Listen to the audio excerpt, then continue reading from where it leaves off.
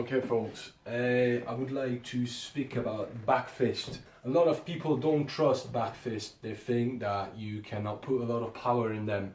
There are body mechanics that are very important in order to generate power in this back fist. Like always, I remind you that the power, the energy comes from the floor. So it's a matter of really know the right body mechanics in order to harvest that power from the floor and make it travel to your weapon so that your weapon can explode right through the target. It traveled through my hip because I turn with that back fist, yes?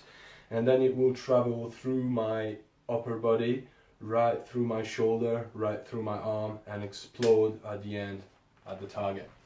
Now that hand is in the way, so it's not for the sake of doing Wing Chun or anything like this, but because the hand is in the way, it teaches you kind of trapping before you throw that back fist, yes? And I'm not talking about little dry back fist like you see a lot in Wing Chun. Why are you doing this? I can still put a lot of power in there, but this is not the type of back fist that I'm talking about. I'm talking about the smashing back fist that's gonna go right through his head. I'm there. I could be here talking to him, yes? Or I could be talking to his mate here, and he is here, yes? Which, if I don't know these type of attacks, back fist attack to the groin, the plexus, the throat, the face, yes? If I didn't know all these things, I would be quite vulnerable from here. If I have 3 people surrounding me at that moment, which I'm really going to try not to be caught in that situation, but it could happen. I could be in a pub or somewhere, the bar could be right behind me, and now I got 3 individuals standing right in front of me. I got one which is talking to me, and I got his 2 friends on the side in a triangle, yeah? Which is a police tactic, by the way, the triangle, how to apprehend individual, yeah? The triangle tactic. Have one person initiating contact here, talking, misdirecting his attention, while the 2 people on the sides are going to take action, okay? Now, like I said, 80% of the people are right-handed. So if this guy here wanted to do something to me with his dominant hand, most likely as I speak to his mate that I would see that coming, even through my peripheral scope, I would see that coming. So I would have the time to cover up, yeah, to cover up and do something. Now, imagine that there is someone on my left side, if he's right-handed, it's going to be quite hard for me to see that because it will come from outside my peripheral field of vision.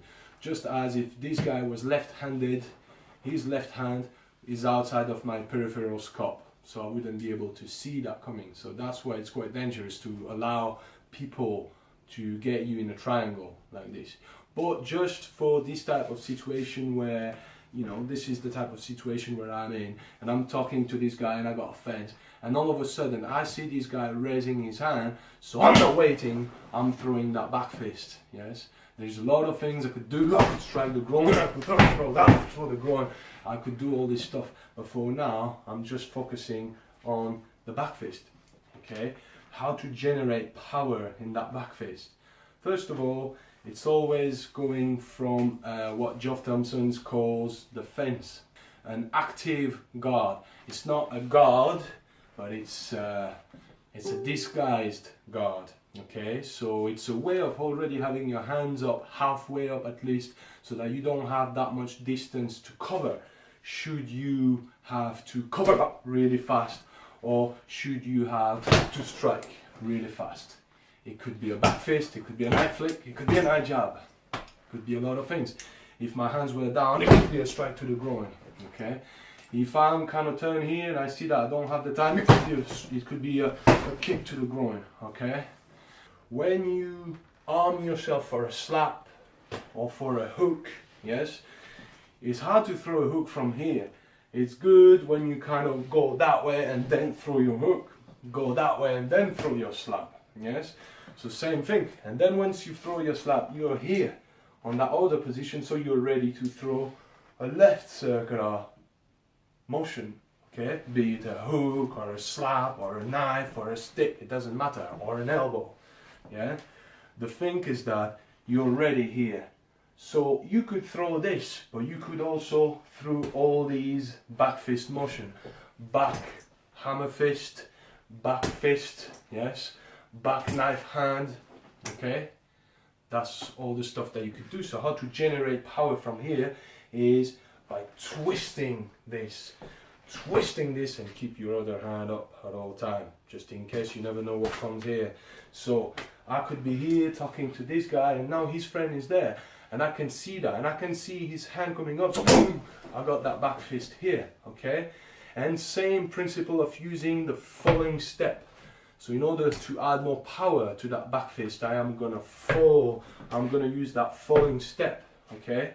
So I could be talking to this guy, try and calm the game down. Now I see his mate is about to do something to me, boom, and I throw it there, yeah? I'm there, okay, there, yeah? I see I'm talking to him, and all of a sudden I see this guy, I see him in the last moment, boom, and I'm there. I can strike anywhere, like I said, the ear, the temple, the jawline, the throat, it's all valid, okay? I can strike low line too, to the groin, with a hammer, with an open hand, or with a back fist, okay? It's all the same, it's different height, from up, from the side, can even go from down to up and down. The throat, knife hand to the throat, yes, could be an eye jab, could be a knife flick, yeah, just with my finger to create that, yeah.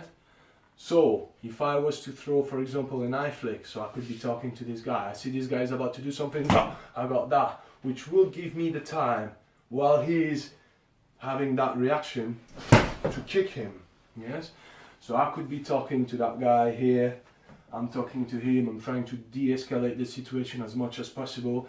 I see that this guy is about to do something, I flick him, then I kick him in the bollocks, okay. So I could be here talking, and then I'm ready to deal, and I'm ready to deal with this guy, which is the advantage of training both sides. The problem with people that don't train both sides is that should they face a double threat or a triple threat or even more than that, they don't know how if they are only training in orthodox style, that's what they know how to do. They know how to be here, bam, bam, bam, bam, bam. They know how to fight from here, you know. Once there is somebody there, they're like, oh shit, I gotta, well, you don't really necessarily have the time to do that, yes, in a street fight.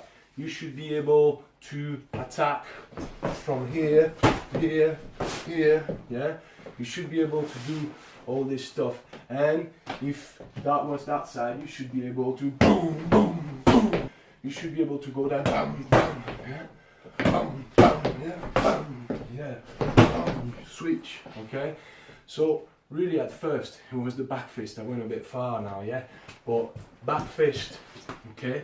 Same motion here, twist on your hip, let the power come out, and have that falling step this way, okay? Train both sides.